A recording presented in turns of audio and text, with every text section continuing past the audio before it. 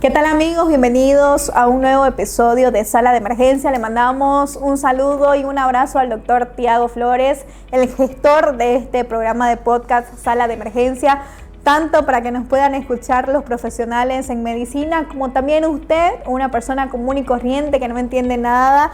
Y por supuesto estamos en este espacio para que usted pueda saber más y sobre todo algo muy valioso, que usted pueda buscar el profesional correspondiente para hacerse ver. Hoy vamos a hablar de la enfermedad del Chagas. Es una enfermedad silenciosa, peligrosa y que tenemos mucho que saber. Tenemos un invitado especial que conoce muy bien del tema, que es el doctor Paulo Rodríguez Burgos Rosado. Doctor, le damos la bienvenida. Gracias por estar acá. Casi tocayo. Paulo. Sí. Preséntese, por favor, para toda nuestra audiencia.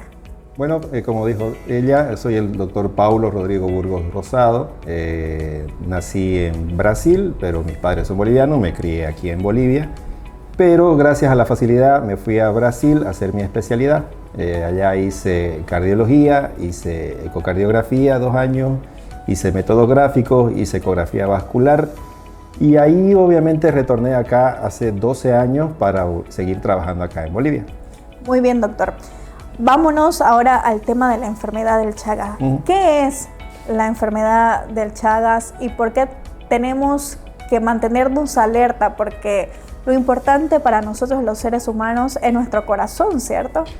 Claro, lamentablemente esta es una enfermedad muy arraigada, muy frecuente en nuestro medio. Hay alrededor de 20% de la población que tiene Chagas en uno de Bolivia. Es uno de los porcentajes más altos en toda Sudamérica. Y obviamente también eso ha llamado la atención de otros países, que son muchos bolivianos que van de aquí a España, a Estados Unidos, a Asia, y entonces llevan esa enfermedad con ellos dentro de ellos.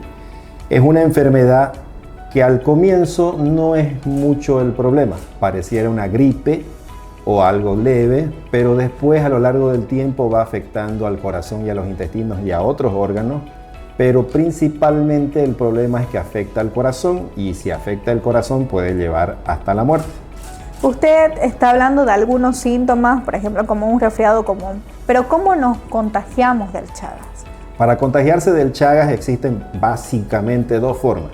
A través del vector, que es la vinchuca, que decimos en Bolivia, que es el Triatoma infestans, que igual que un mosquito, pica a una persona infectada y después pica a una persona no infectada, y en ese momento, a través de la caca que hace el bichito, se infecta a la persona.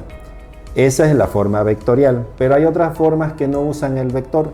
Una transfusión de sangre de una persona que tiene Chagas a una que no tiene también la va a contagiar. Puede ser a través de la mamá que está infectada, que cuando está embarazada pasa hacia el bebé. Y puede ser, lamentablemente, se han visto algunos casos a través de alimentos. Es una forma rara, pero hay. ¿Qué relación tiene este insecto, la vinchuca, con la enfermedad? Como estaba diciendo, es igual que el mosquito, él es el que transmite la enfermedad. Lamentablemente, hay muchas personas que todavía en las áreas rurales tienen sus casas que no son de material, como se dice. Entonces, la vinchuca es como el chulupi, se va a los huequitos de las casas, y en la noche, cuando la persona está durmiendo, baja, pica a la persona y se vuelve a ir. En esta picada, cuando el mosquito tiene lo que se llama, igual que pica y se orina y se hace caca al mismo tiempo, y es en esta defecación que se pueden entrar los bichitos hacia la sangre. Doctor, ¿cómo se detecta que uno tiene Chagas? ¿Qué prueba es la que uno debe hacerse? La verdad es que depende de la fase en la que está. Si es en una fase aguda, todavía se pueden encontrar los bichitos circulando en la sangre en forma fácil, ¿ya? Entonces existen varios métodos para encontrar este bicho. Hay la microhematócrito, está la gota gruesa. ¿Cuál es eso? Son formas laboratoriales que sacan y medio que como una centrifugación, y se fijan. Si no, está la gota gruesa, que es sacar la sangre y verla al microscopio directamente. Existe la gota fresca, el seno diagnóstico, el stroke. Existen varias de la forma aguda. Y en la forma crónica, más que buscar el bichito, se va a buscar el anticuerpo. Así como hubo en el COVID, se habló mucho de los anticuerpos, igual para una infección por Chagas se crea anticuerpo, y estos exámenes son más dirigidos a buscar el anticuerpo, no tanto el bichito. Entonces está la hemaglutinación indirecta, la inmunofluorescencia indirecta, el ELISA, se puede hacer PCR también, y el xenodiagnóstico. Cada una con sus diferentes sensibilidades y especificidades, que es un término de laboratorio, de medicina, que quiere decir qué tan bueno es el examen para diagnosticar. Pero todos ellos sobrepasan el 90% de probabilidad. ¿Por qué afecta al corazón directamente, doctor? Este parásito, cuando entra, como cualquier guerra o cualquier pelea, lo primero que hace el cuerpo es reaccionar. Entonces reacciona con una inflamación a nivel sistémico. Eso hace que les dé fiebre, malestar, como si fuera una gripe. Pero el bichito que está circulando empieza a morirse, entonces busca refugiarse.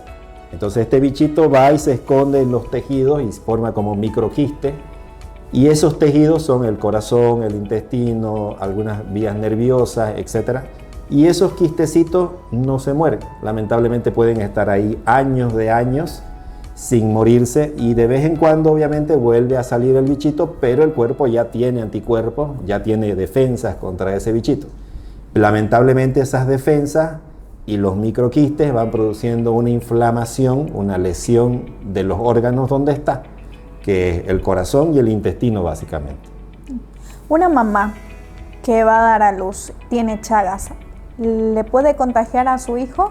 Sí, como le dije, estos bichitos que están circulando, estos parásitos, que es el Trypanosoma cruzi, puede pasar la barrera hematoplacentaria, que es la barrera de la placenta, y obviamente entra un nuevo organismo y vuelve a infectar, igual que a una persona normal, adulta, vuelve a infectar, empieza a infectar al feto. Entonces este feto que está en formación obviamente empieza a tener la afección, pero todavía en una fase aguda, ¿no? La mamá lo tiene en una fase crónica.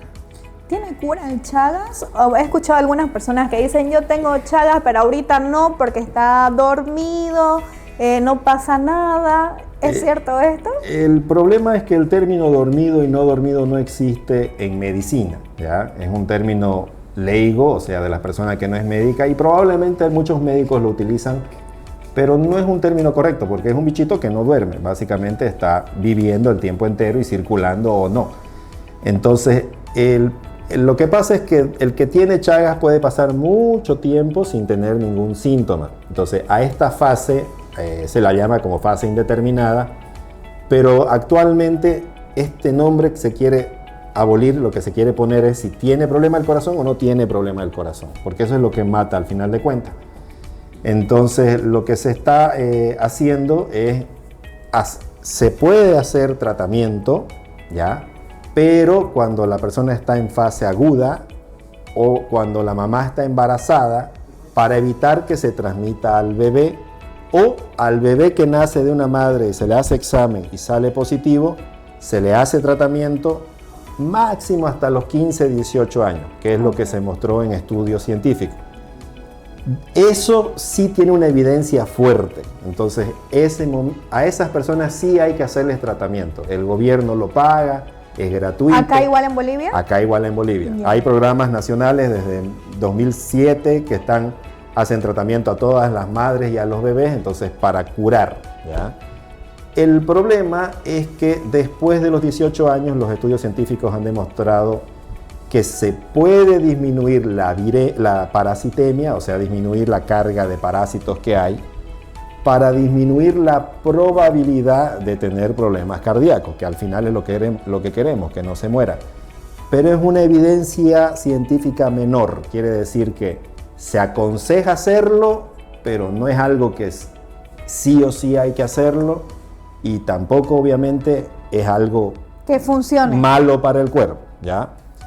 Funciona, pero según las guías internacionales, brasilera por ejemplo, que es la única que ha salido a nivel Latinoamérica, se hace tratamiento abajo de 50 años que no tenga problema del corazón.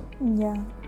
A esas personas se puede hacer el tratamiento entre 18 y 50 años, siempre y cuando la persona esté consciente de los riesgos, de los efectos colaterales que le puede dar el medicamento, porque es un tratamiento de 2 meses, y obviamente el gobierno le va a dar los medicamentos y tiene que hacer un seguimiento. Si la persona no va a hacer el seguimiento, es mejor no hacerle el tratamiento. Y arriba de 50 años, o si la persona ya tiene problema del corazón, ya la evidencia científica cae mucho más, y en esas personas, en un nivel de evidencia C, es algo que tiene que entrar en conjunto entre el médico y el paciente, pero hay estudios científicos que dicen que este tratamiento, aparte de no curar, no va a tener menos problemas cardíacos en el futuro. Entonces, de vuelta, resumiendo, mujeres embarazadas, personas que recién se infectaron y niños hasta los 15, 18 años, sí, se hace tratamiento y sí se cura. Okay. Entre 18 y 50 años no se va a curar, pero disminuye la probabilidad de que tenga problemas del corazón. Pero tiene efectos colaterales, hartos efectos colaterales. Y arriba de 50 años, o si ya tiene problemas del corazón, es una cosa de que si el paciente quiere y hay la posibilidad, se puede hacer, pero no se va a curar. Es para disminuir la probabilidad. Escuchándolo hablar, me da la impresión de que en estos tiempos no ha habido tanto avance científico a nivel mundial, porque no estamos hablando de que solamente sucede en Bolivia, sino a nivel mundial, de que no hay mucha importancia a la enfermedad del Chagas. ¿Es así? Por ejemplo, ahorita se escucha mucho de que ya creo que es en Rusia, no me acuerdo en qué país, se está trabajando en la vacuna para el cáncer, digamos, ¿no? O sea, que hay más importancia en otras enfermedades y no tanto como en la enfermedad del Chagas.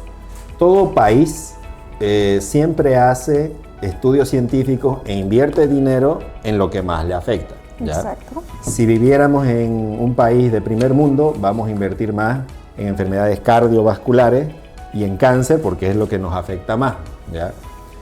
Los países que están más afectados por el Chagas son los latinoamericanos: Brasil, Argentina, Bolivia, Perú, Chile un poco, pero básicamente es Brasil, Chile, Argentina.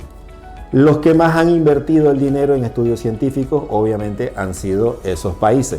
Europa, España invirtió porque recibe mucho boliviano y brasilero. 40% de los brasileros del estudio científico de España eran brasileros.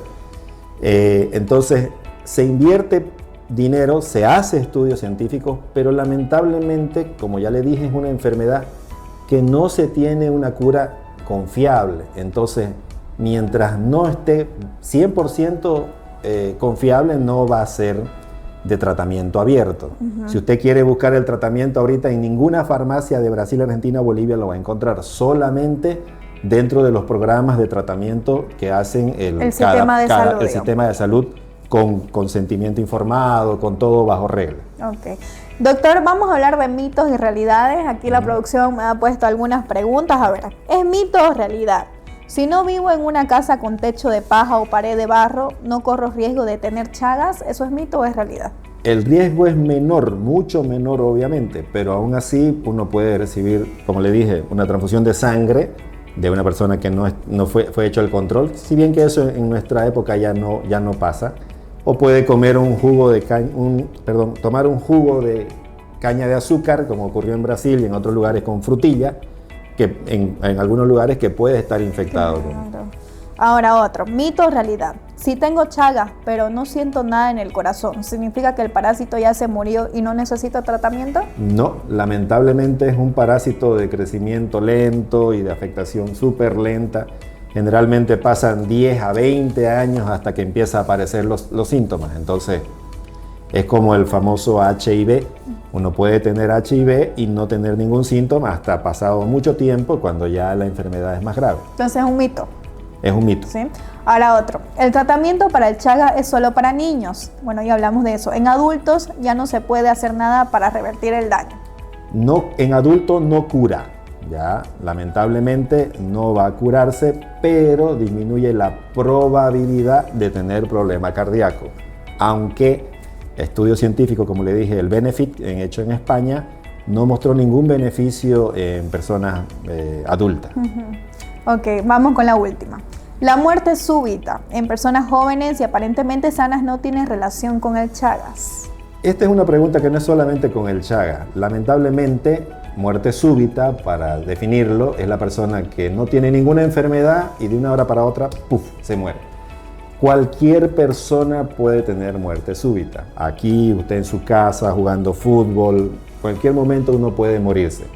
Pero quien tiene enfermedades cardíacas tiene más riesgo de tener muerte súbita. Entonces, una persona que ya tuvo infarto, que tiene Chagas, que tiene presión alta o cualquier otra enfermedad del corazón, tiene más riesgo de tener muerte súbita. Pero cualquier persona puede tener muerte súbita.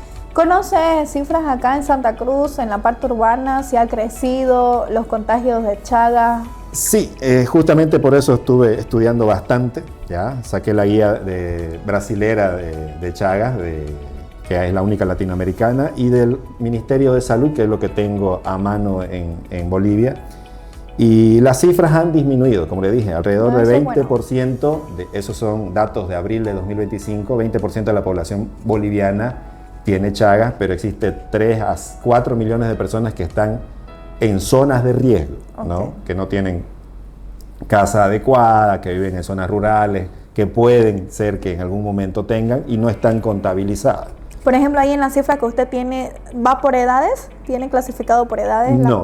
Sí, en realidad dice que 20% de la población general y 7.5% de los niños bolivianos tendrían Chagas. Y obviamente los que más tienen Chagas son La Paz y Santa Cruz. La Paz hay mucha migración y en Santa Cruz obviamente llega hasta un 13% de personas con Chagas.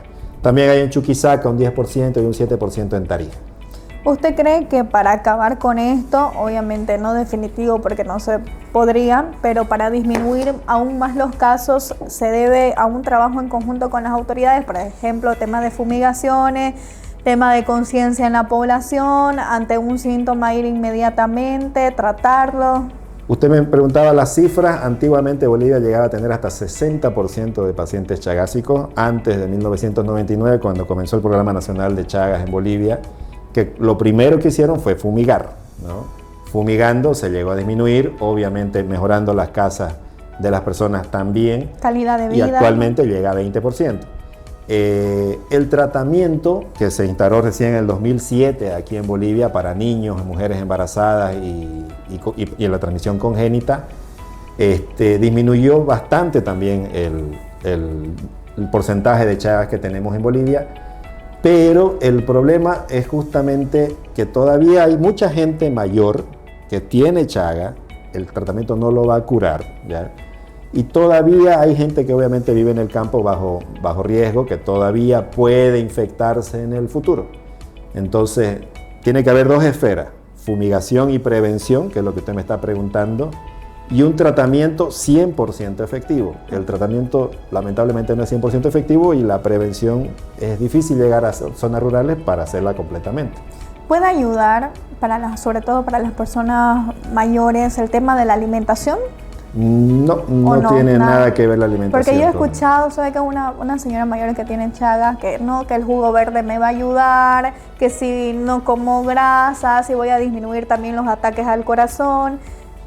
Claro, ¿cómo lo ve eso usted? En realidad, todo lo que uno come obviamente influye en nuestro cuerpo en general, ¿no? Si uno no tiene otras enfermedades, va a disminuir el problema para el corazón, ¿no?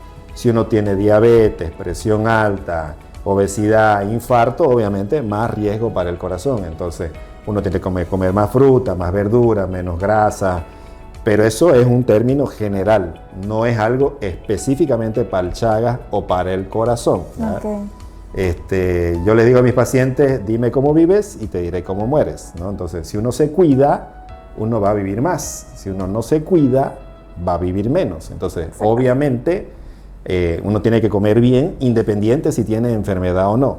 Pero algo específico del corazón o del Chagas, no. La única vitamina para el corazón es el ejercicio. Okay. ¿Cómo influye, doctor? Por ejemplo, usted dice que uno de los síntomas puede ser un resfrío. Digamos, tengo Chagas, pero yo no lo sé. Estoy resfriada, tengo otro de los síntomas, me voy a la farmacia, me automedico, tomo lo que sea. ¿Me puede afectar más la enfermedad? En un comienzo, como le dije, es muy difícil saber, ¿no? Pero obviamente aquí en la zona urbana, un resfrío gripe no va a ser un Chagas.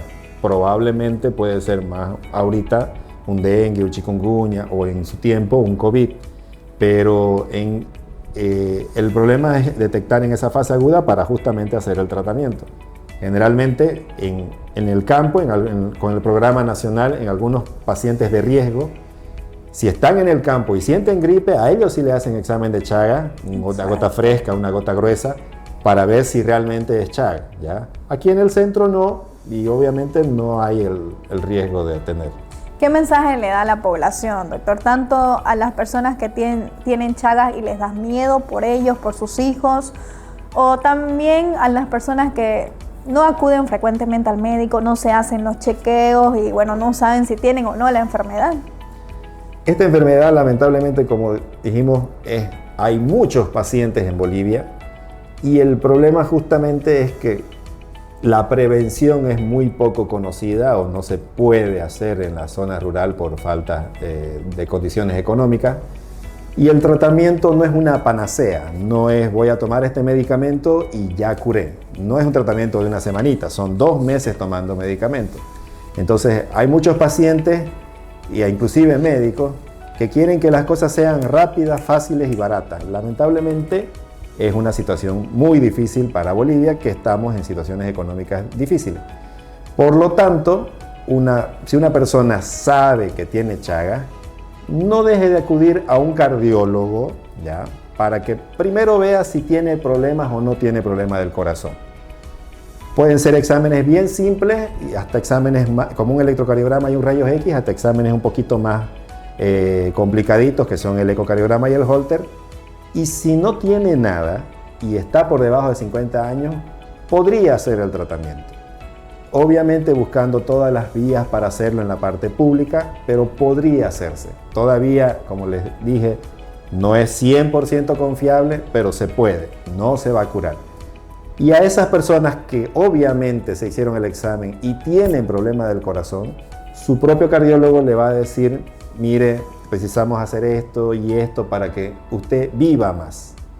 Tratamiento probablemente no se le vaya a hacer, y si se le va a hacer, obviamente ya sabe que no va a ser curable, pero es para justamente vivir más, ¿no? Si uno se cuida, vive más. Si uno no se cuida, vive menos. Me encantó esa frase. Doctor, ¿dónde lo podemos encontrar? ¿Números de teléfono?